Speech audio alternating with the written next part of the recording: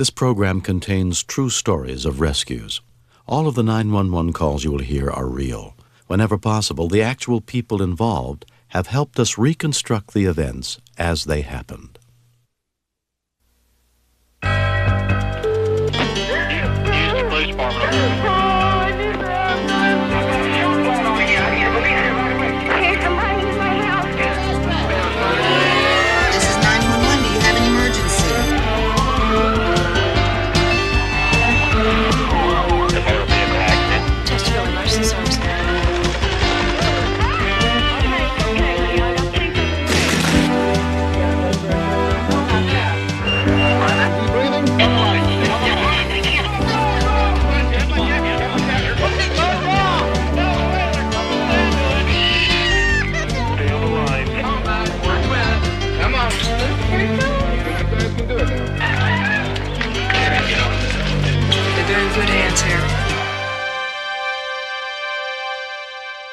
Next. As I went down, all I could see was scared kids. They were just all over the place, and everyone was yelling, "Get me, get me."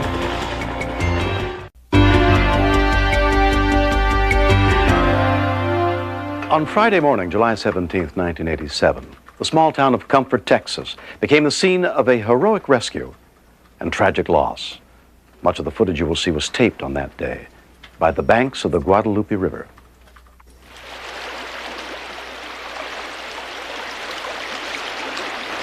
It was the day they were supposed to go home. The more than 300 children at the church camp were awakened early. The river was flooding. If they didn't leave soon, their buses might not be able to leave at all. They come in there rushing us up and everything, telling us get up, get packed and all this stuff, and everybody was asking why. They said we got to get out of here because the river was flowing over. And we started going around the corner. Would it go down the hill, then water started coming in the bus and stuff. We tried to back up, but then the bus got stuck, so they made all of us get out of the bus. And that's whenever the first wave hit us and started scattering people to different trees.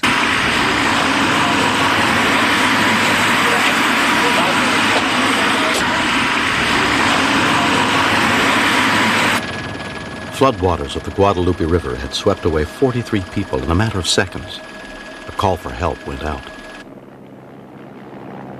A television news helicopter already covering the flood, piloted by Vietnam vet Mike Rice, headed for the site of the accident, where cameraman David Villarreal shot this footage.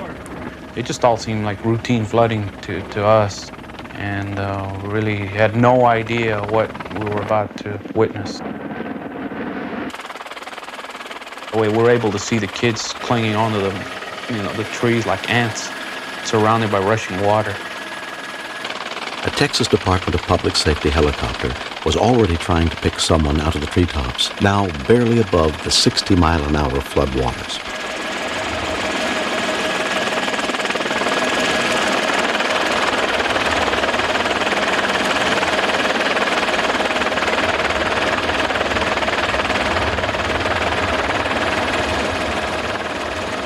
"17-year-old Chris Ray was the first to be rescued. As news bulletins spread the word of the flood and accident, more help arrived, but many parents feared the worst. I know for me that it was like you've got two daughters down there. Now, obviously, they both are not going to make it. You know, which one would you choose? Which one would you have come back? The news crew picked up volunteer fireman Ray Masterman to try to help rescue the kids. All of a sudden, I think all three of us saw the people at the same time, and it seemed like every tree had a face or two in it.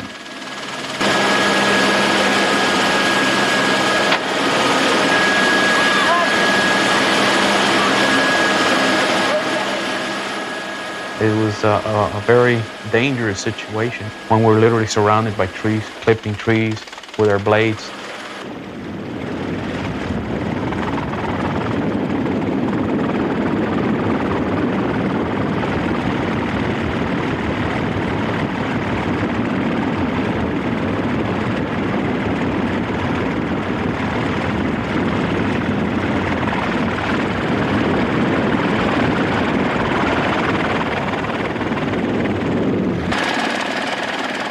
Before they had time to touch down or refuel, they got word that a girl was adrift in the river and in trouble. There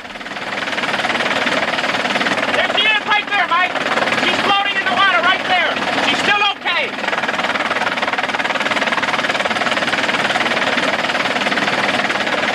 There she is, right there. Okay, he died. He's gonna go get her with his life vest. He took the rope off.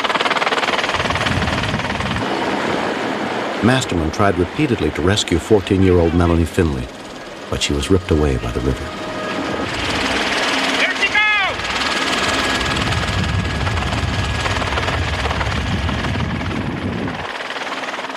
I wish I could have got hold of her. Yes. Then I think, that we would have had more chance. But fate plays tricks like that. 25 miles away, the Army's 507th Medical Company sent 16 men in 4 air ambulance helicopters, including Sergeant Keith McKenzie. As I went down, all I could see was scared kids. They were just all over the place, and everyone was yelling, "Get me, get me." The rescuers were lowered, knowing that if they got caught in the trees, they would be cut loose. Sergeant McKenzie first tried to reach 16-year-old Scott Chatham, already weakened by leukemia and chemotherapy.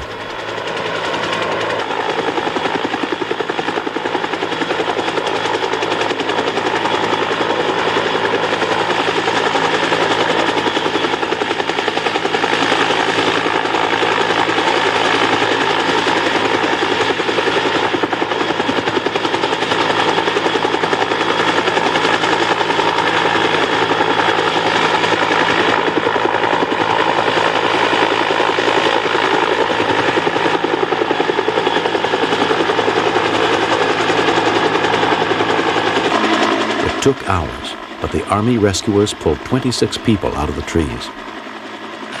By 11:30 that morning, it was over. 33 people had been saved. What is your name? Michelle. Michelle? Michelle. Okay, Michelle. But 10 children died in the waters of the Guadalupe River. The river has returned to normal, but the lives it touched remain forever changed. 15-year-old Michelle Jonas can't forget that day or her friends who didn't survive. Sometimes we'll cry about it, and sometimes we wish we were dead, sometimes and that they were still here. Gene Marsh, now 16, was rescued from the Comfort flood, but his girlfriend Leslie drowned. We got in a fight, and I never got a chance to apologize to her. But if she was still here, I definitely would apologize to her. And I wish she was here so I could. Cortland Sewell's family was torn apart by the tragedy. 2 of his children died.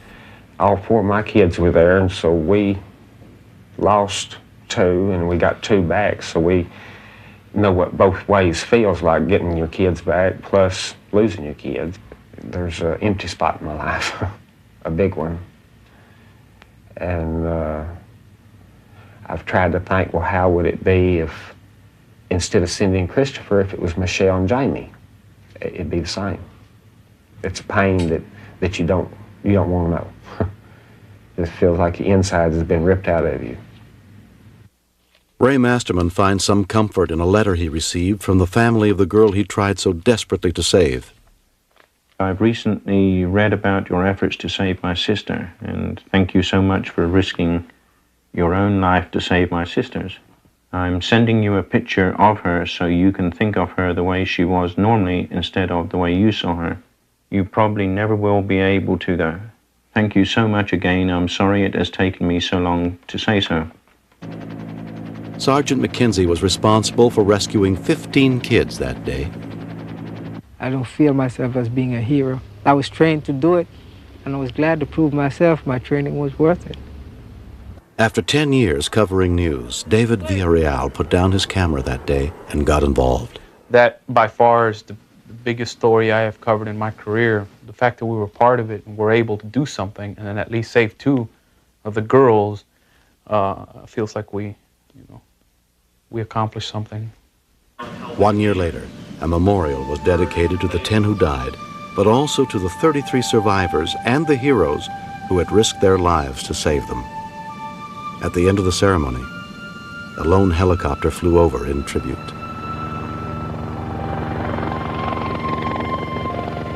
They risked their lives to save our kids. If it weren't for them, we wouldn't be here. I think they really did a miracle for us.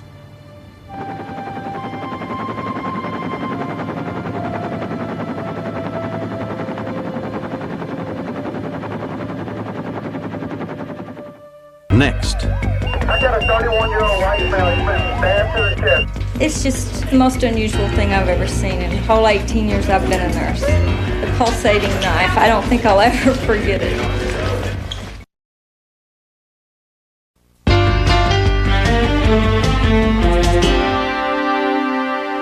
Nearly 150,000 people in America will die this year of trauma from gunshot wounds to car accidents. You're about to step into the world of the people who save our lives on a daily basis. Some of the scenes that you'll see are graphic and intense, but this is not a recreation. It's the nightly reality in one of America's busiest trauma centers. Houston Fire and Ambulance, what is your emergency? Ron is dying. My husband's dying. He stabbed himself. Where did he stab himself? Right in the heart. He stabbed himself in the heart? Yes. He's dying. Is the knife still in it? Yes. Okay. Don't pull it out, all right? Yeah, we're on the way, man. A distraught wife's 911 call for help sends an ambulance racing through the night streets. For critically injured people in Houston, the destination is almost always Ben Taub Trauma Center, where lives are measured in minutes. 58 to medical, sir. I need a town for a stabbing to the heart. Ambulance 58, come up on D down there. I got a 31-year-old white male. He's been stabbed to the chest one time with a butcher knife. Do we have no, any... he's got a knife in the chest and Has he got a blood pressure? I don't know about that. Okay. They'll be here in about a minute. Yeah, now be careful not to dislodge the knife, son. Within 21 minutes of his wife's call, the stabbing victim arrives at the trauma center. We're going to put a chest tube in a central line, okay?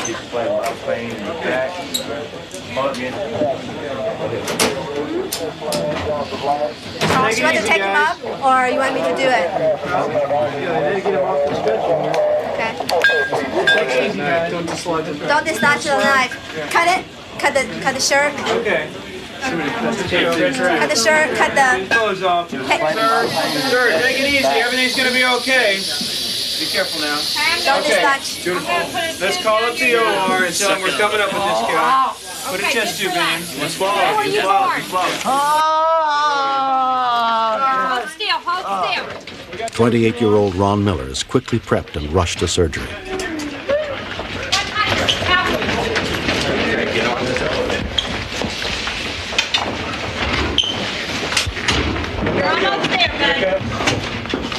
Go.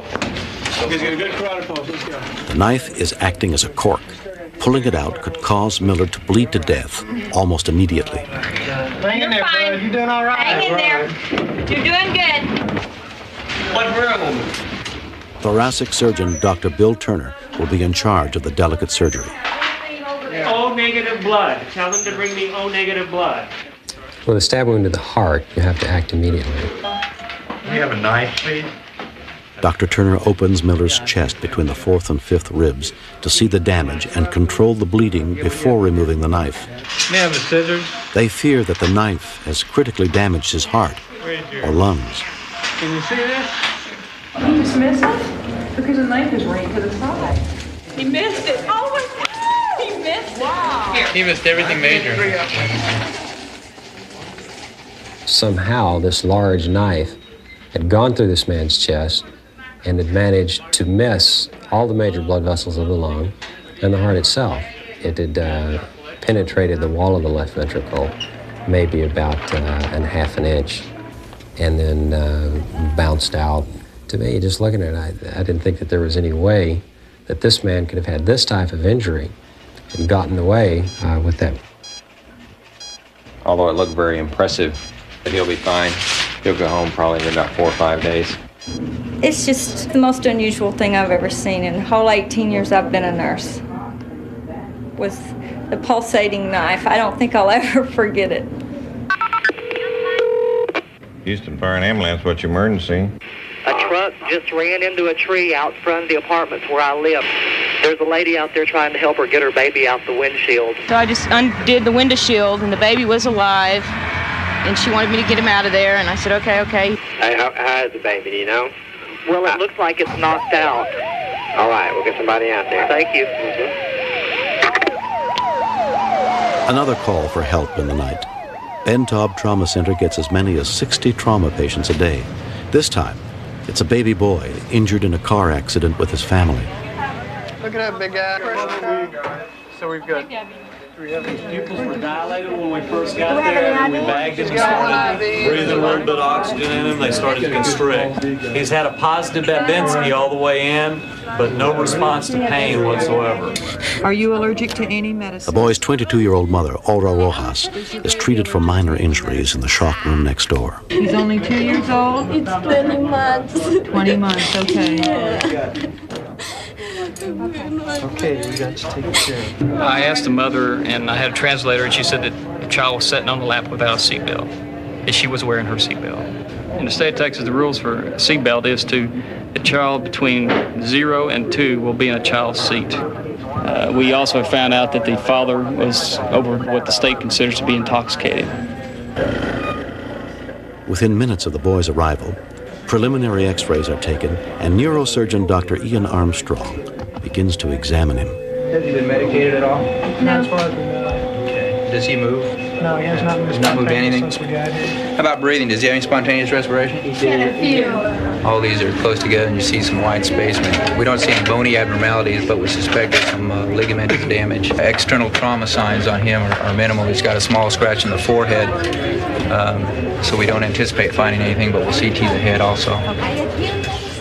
When we heard information from the field that the child was unresponsive and not moving, at that point we suspected it was due to head injury. When we examined the child, he was not only unresponsive, he was limp, and there was no muscle tone at all. And it was at that juncture that we suspected a neck injury. They take the baby to get a CAT scan of his brain and neck. The CT scan indicated that the bones were not fractured, but there was some abnormal positioning of the vertebrae. We realized the child really did have a serious neck injury. Paralysis was likely.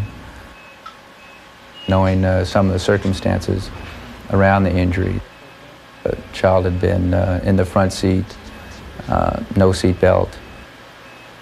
That makes it particularly upsetting.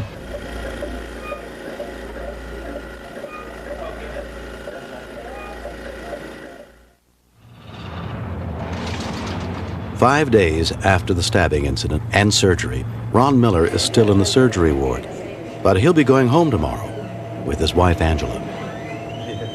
The doctor, he said that it was truly a miracle that my husband was alive, and he really didn't know how he pulled through it.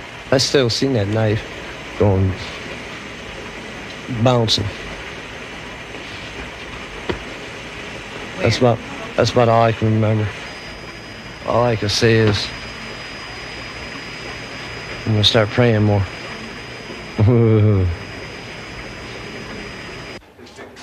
Aura Rojas comes to visit her baby James, hoping his prognosis has improved. How's he doing today? Seems to be doing okay? After observation, examining him daily, we found no improvement, no change. Cannot move his arms or legs and feels nothing below the neck. We felt that it would probably be permanent. He is going to be respirator dependent, bedridden. He will face recurrent infections, pneumonias, and his long-term outcome is grim. Aura is only beginning to face what has happened to her child. Mi niño sí está muy grave. Él está muy malo de la boca y del pescuezo. You see a young, helpless child who has his life completely ruined in a matter of seconds. It takes its toll, particularly in light of the fact that a seatbelt or a child restraint could have prevented this sort of injury. But there are many instances where the outcome isn't as grim. And it's those few situations where you are successful in saving the child that makes it all worthwhile. 2.5 weeks later, Ron Miller's recovery seems miraculously complete, but he refuses to explain who really stabbed him or why. He says only that it was payday. He went and got drunk, and that's when it started. It's something that no one needs to know. It's a very long story, and I have no comment on that. We're gonna make it. Huh? We're gonna make it. I'm just thankful. Every day I wake up, I feel better and better. I'm living proof. If it wasn't for my doctors and my wife praying for me, I'd be dead. Eat your pizza? Yeah. And I'm one of the ones that did make it. And I'm very happy.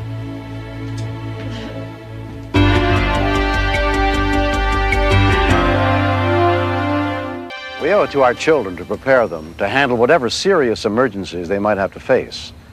Shortly before dawn on December 14th, 1988, in Arlington, Texas, one family found out just how important that preparation can be. Actors have helped us reconstruct the nightmarish events that took place inside the Hollingsworth house that night. But the 911 call you will hear is the actual call that went out just before dawn. I felt like, is this the end? Is this the end of me, my family? If it had to happen to anybody in the world, why pick us? 8-year-old Laura Hollingsworth was staying at her father's house for the weekend. She and her father, Dale, were asleep in the back bedroom. Her 14-year-old brother, Buddy, was in the second bedroom down the hall.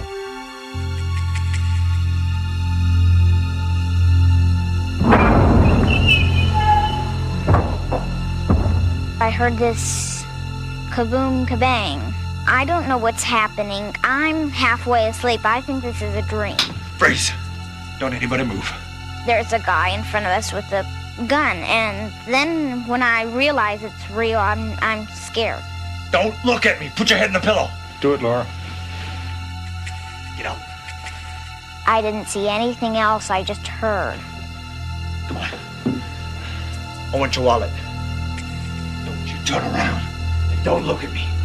You just go straight. Buddy, don't do anything, okay? Just stand there being robbed. Shut up. Next thing I hear is them getting a knife out of the kitchen drawer.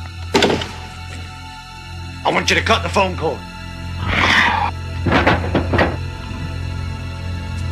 I'm terrified. I was thinking he's gonna do something horrible. Leo! I got the stuff! He had a partner that he was talking about. My friend Leo, he has a shotgun. He will blow your head off. All right, nobody move. It's Freddy Krueger time. Daddy!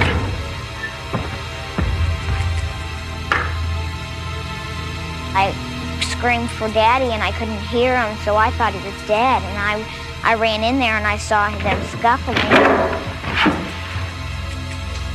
Then I really realized that I knew the smartest thing I had to do.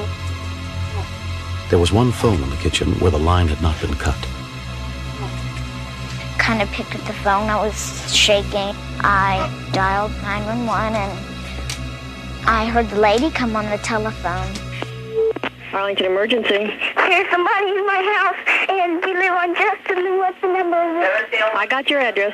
Somebody's in your house? Yes, and he just broke in with a gun, and he wanted my father's money, and it's, what's the number? I have your address. Is that man still there? Yes, the guy with the gun. Okay, who is he, white, black, or Hispanic? What's his name? Is he white, black, or Hispanic? What? He's white. Okay, I have police on the way. Okay. Stay on the phone. Okay. Operator Valerie Nelson took the call. This is basically the first time I've had a call that really was in progress where somebody's life was in danger. Burglary in progress. 11 Justin Lynn Street. There is a man in the house with a gun at this time. It's like, God, let everything work real fast. Don't let me lose this little girl. I need her. I need all the information. Where's your father? He's in there with the gun. My brother has a gun and a knife. Who has a knife? My brother. Oh, your brother has a knife? Yes, he came in here to... He was going to kill my father if he didn't tell him where it was, where his wallet was. 312, 331, additional shows the subject that's broken into the house will be the son. She says, my brother broke into the house. So you're trying to clarify everything. Who's got the guy? My dad. Your father has...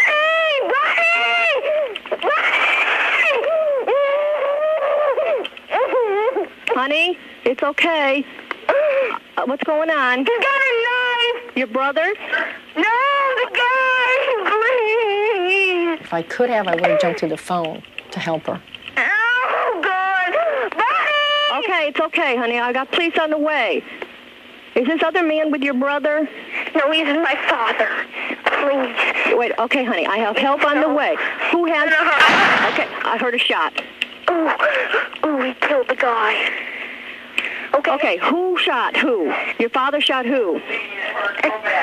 Honey, can you tell me who got shot? He shot the guy who came in here. Your father shot the burglar? No, Buddy did.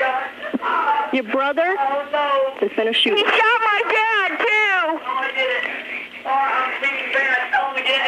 too. We have ambulance. Quick, all three of them are hurt. Where's the burglar? He's in there. He's dead. My brother said he needs help. I have police and ambulance, honey. I have everybody on the way. He has him on the way. Just hold it, buddy. When we continue.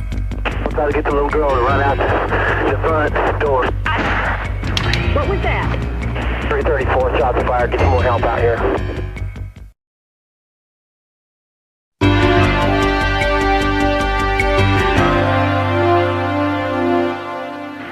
Within 3 minutes, Officer Keith Carson was on the scene. At first we thought it was a domestic disturbance and that it was the brother and the father that was fighting. If shots are fired or anything like that, we try to come up blacked out where they can't see us. It's for the officer's own protection. You can see someone was running across the front of the house. There's a guy out front. No, in that car.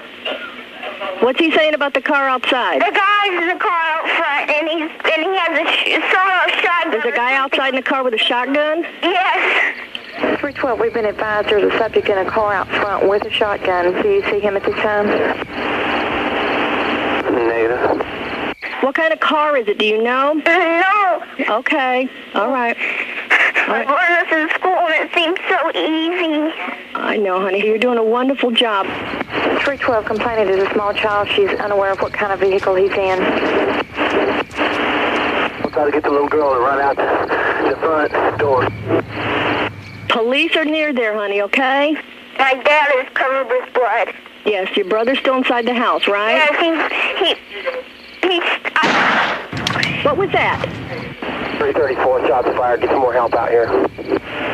What was that? That was my brother. Doing what? Don't fire again, buddy. Don't fire again, buddy. Who's in the house?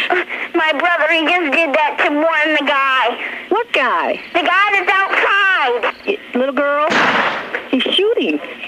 Listen to me. Yes? Is your brother shooting the gun again? He just did it, I don't know why. I need him to go to the phone. Okay. Shot it off. Okay, he's going a little bit crazy right now. I need your help. The police are outside. Can you go to the door? No. Honey, the policeman is outside. Okay? It's the good people outside. Tell Buddy to come to the phone. Buddy, she wants you at the phone, please. Here. Okay.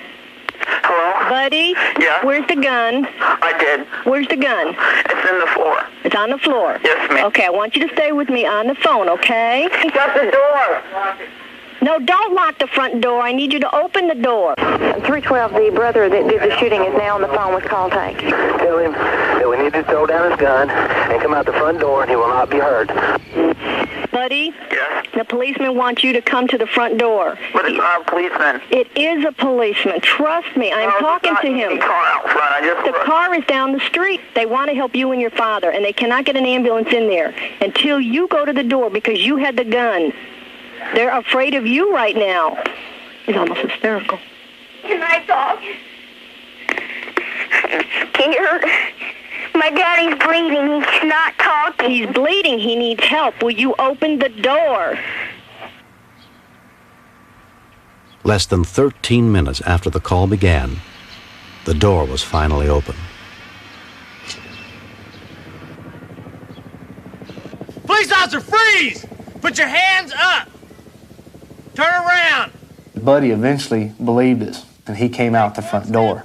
Still not knowing that he had just saved his father's life, we went through regular procedures as if he was a suspect and handcuffed him. Is there anybody else in the house? My sister Laura. Is the police? Here, I'm on the telephone. Come on out here, little girl, okay? Okay. Is that the policeman, Laura?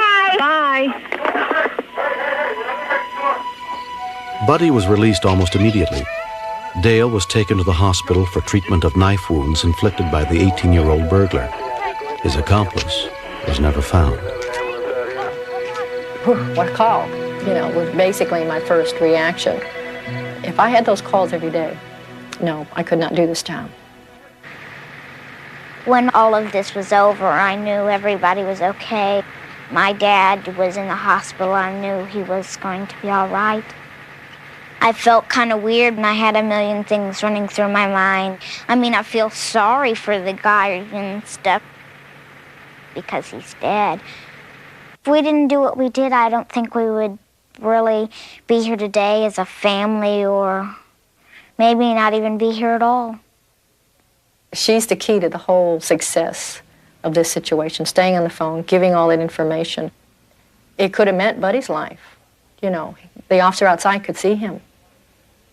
Why he didn't shoot, I don't know. I'm glad it turned out the way it did. Even 4 months later, that night is still not over for the Hollingsworth family. The scars on Dale's body are visible, and memories of the tragic events will not go away. The duplex stands empty now. Dale and his family never slept there again. They're trying to move on with their lives. I literally didn't own anything of value that I would miss more than a half a minute if he took it off. I get upset about thinking about that, even now. It's like I got all cut up and all that, but I'm thinking, geez, Benise, I didn't want my kid to kill somebody. I think for the rest of my life, I'll always remember the day that this happened. And I'm not sure. I guess I'll depend on the situation that's going on at the time, if I feel happy that we're alive or that I feel sad because it happened. What are we going to do after we color your bangs? Can we do anything else to your hair here, you think? During the week, Laura lives with her mother, Nancy Hollingsworth. Laura would come home with a lot of information about 911. She knew certainly a lot more about it than I did, but we had discussed it to not protect her, maybe just to arm her, to be prepared for in case it would ever happen to her. The week before that, my teacher had been talking to us about it, just briefly after and before lunch, about how important it was, if you needed to use it, to use it. And Laura realized that dialing 911 was easy, but trying to come up with the facts and stay there and watch it all and be brave and not hide in the closet, that was the hard part. I get these calls every day, 7 days a week. You just learn to not get emotionally involved at the time. But once I met them, it put a whole new aspect to the call. You realize how close they came to losing it all. I'm so glad we finally met. The feeling that went through me at the time was, hey, I know this lady. I've never met her. I've talked to her, but it's like, I know this lady. I thought she would look like my mom and everything. She sounded like my mom because she told me what to do. She said everything's okay. My mom usually does that too. You got a nice family. But what do you think? If Buddy hadn't intervened, if Laura hadn't called 911, if the lady had not known how to do her job, I would be dead. And I feel my children would be too. I say that at the end of this story was happy ending. We all lived happily ever after. Arlington emergency. Next. I realized Jamie was choking. He wasn't making no sound. I was so scared. I panicked and I didn't know what to do.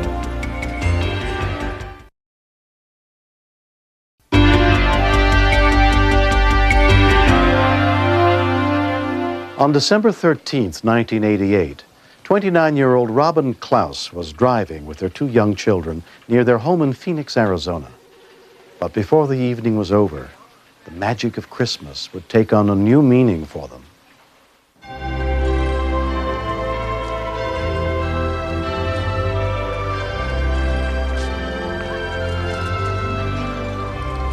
It was a couple of weeks before Christmas, and we'd been Christmas shopping, and we was on our way to the mall to see Santa, and they was really happy about this.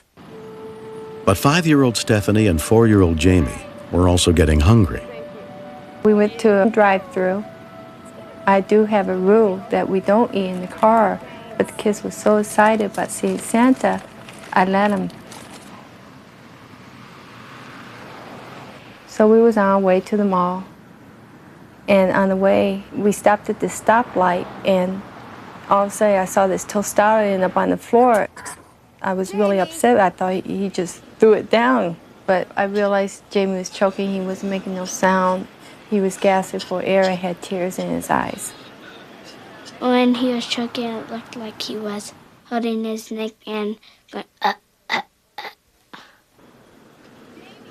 So I reached over Steffi, hitting him on the back, trying to get the food dislodged. And it just wasn't working. I was so scared. I panicked, and I didn't know what to do. And in the van next to me, the man asked me if there was a problem. Yeah, my son's choking. And I grabbed Jamie out and tipped him upside down, hitting him on the back.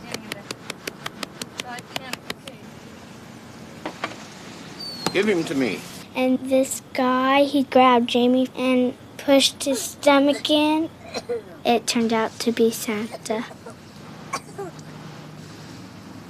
He dislodged the food, and Jamie started crying. I realized Jamie was okay when he started crying and making sounds. I had tears in my eyes, and I could even hardly get the word thank you out. And he just got in his van and drove away. I was so shaken up. I didn't realize the man was Santa until my daughter asked me why Santa was driving the van. And I said, he's going to the North Pole to get his reindeers. We didn't get to thank Santa or anything. He got in the car and left. And we turned around and went home. I really wanted to thank him. So the next day I called the newspaper and asked him how I would go about putting an ad in the newspaper to locate a Santa Claus that helped my little boy out. Stories about the mystery Santa were picked up by the local media, including radio station KNIX. Just then, a stranger dressed as the jolly old man himself jumps out of a van, performs the Heimlich maneuver, clearing Jamie's throat and allowing the boy to breathe. Then Santa hops back into his sleigh, rather van, and drives off. His name? Who knows? Well, I'd like to know. It's now 7:56. Gail Long was well acquainted with the Santa they were looking for. I've known him for between 15 and 20 years. We're good friends. And knowing him like I do, I knew that he would never tell anyone else because he is a type of a man that does not like to blow his own horn. So I called a radio station and told them who he was. Word spread quickly. 1 week before Christmas, a special visitor came to see Jamie's family. Merry Christmas! Jamie is a pretty shy little guy. I had to almost pull him out from behind the door. Hi, buddy. Come here, let me see you. Come on. You remember seeing me the other night? Jamie thought it was really something because Santa Claus made a special trip here to the house for him. I said thank you because he saved my brother's life. I'm very grateful to him for being there. If it wasn't for him, I probably would have Jamie to this day. Here. Ho, ho, ho! Merry Christmas, everybody! That year, the spirit of Christmas touched the Klaus family in a very special way. Oh, look what old Santa has for you kids. Jamie's one with the green. Stephanie gets one with the green. He's a very warm and cheery guy. It seems like he loves the children. Do you like Christmas time? I had Jamie go buy him a gift. because Santa never gets gifts. I thought, well, for a change, Santa should have a gift this time. Is this for me? Thank you. Jamie's a little more open now with Santa Claus. I've got a collection of coffee mugs at home. Santa saved me. I never thought I was going to meet Santa like that. Jamie still goes around telling a lot of people that Santa Claus did save his life. What grade are you in? Makes me think that I have done something, you know, for humanity. Who knows what Jamie may grow up to be. And because I was there, maybe he's had that chance to grow up to be something.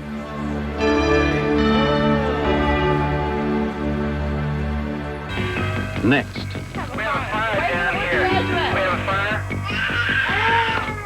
When I saw the smoke around the door, that's when I knew I had to drop the kids out the window.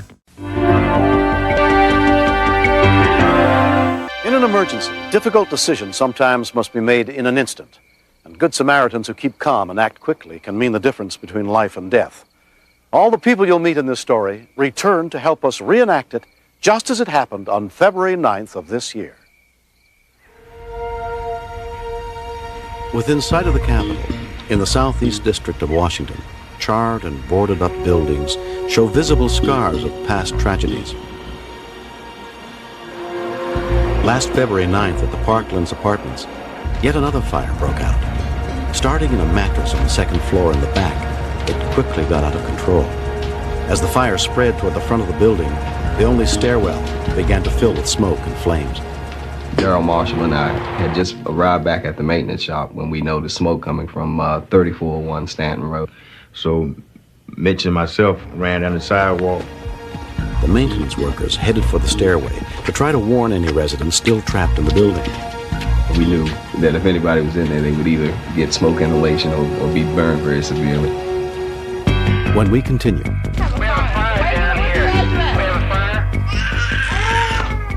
When I saw the smoke around the door, that's when I knew I had to drop the kids out the window.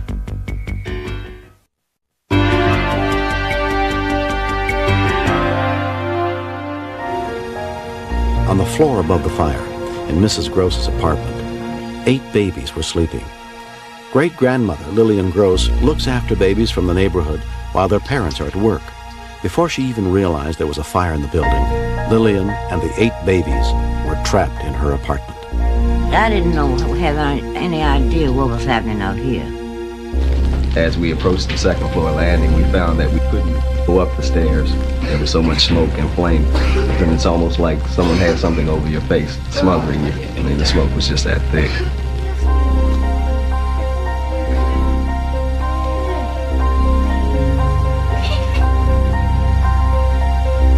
I opened the door, and it was black out there, so I just slammed the door. And that's when the smoke alarm went off.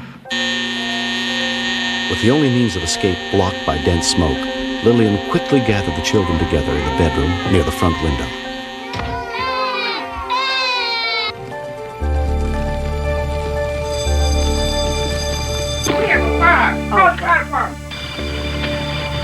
Cindy. You read? Yeah, Miss. Yeah, I have a We have a fire. fire down What's here. the address? We have a fire. What's the address? Still in there. 3401 Stanton Road, apartment 201. What's wrong there, miss? It's a fire and the smoke is coming up. It started from the second floor. You need the fire department to come, right? Hold on. The fire dispatcher sent out the call. Box alarm engines 32, 25, 15, and 33. Trucks 8 and 7, T3 squad crew. Fire on the second floor.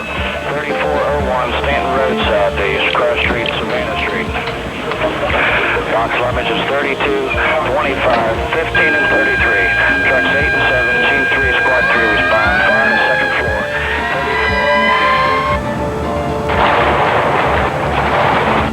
I said, what are we going to do? How am I going to get these kids out of here? Help me, somebody. I got babies up here.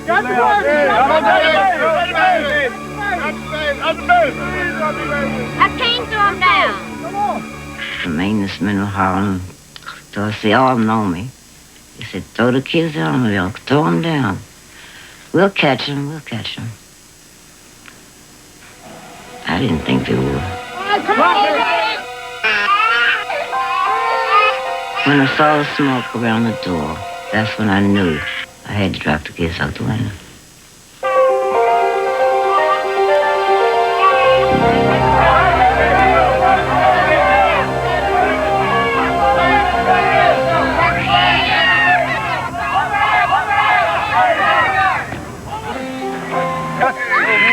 Parkland's employee, Gwen Johnson, comforted the baby, who was unharmed by her 30-foot fall.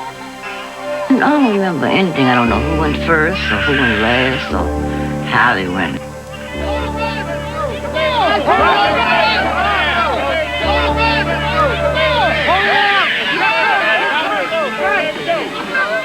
It crossed my mind that the children may not have been caught, but I would have much rather for those children to have had a scratch, a broken arm, than have burns or not be here. Most of the people who die in fires never see the flames. They're killed by the toxic smoke and gases the fires give off. Infants and small children are particularly vulnerable.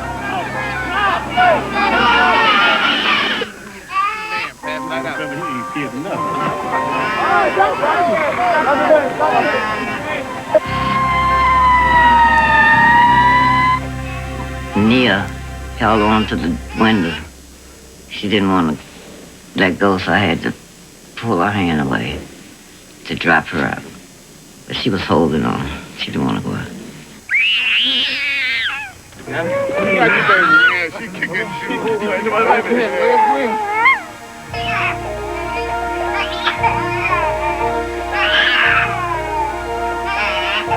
I didn't know I was gonna catch it, but I was praying that I would. I mean, I didn't want to drop the baby. I was just so glad. When I caught the baby, I was grabbing this, held it tight, and I passed the baby back.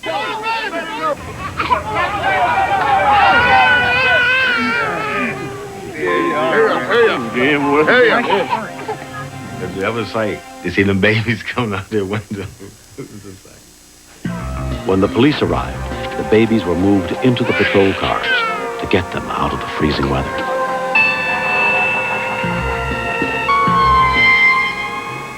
Last to go was 9-month-old Vaughn Tyler.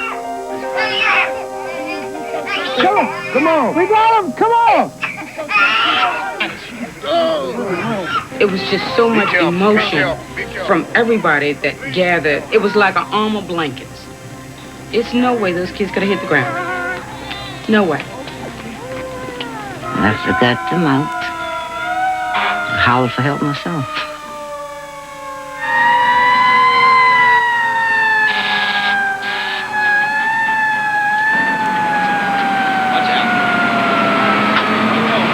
More than 700 preschool-aged children in America will die this year in fires. But on this day, not one baby had been hurt. Okay, come on out. I don't feel like a hero. I'm glad that the babies are all safe. I'm glad we all got out. I think the heroes in this story were the maintenance crew because they're the ones that caught the babies. I think the community reacted in a collective effort. No one was harmed. And I think we've learned a good lesson that very often people who react do it the right way. Had those babies not gotten out, Miss Gross not have dropped them down to us, the mothers could have said, we had our babies just in our hand this morning, but tonight they're gone. Could have been a different story. We could all have been dead. Then I just look at them and smile. Thank God.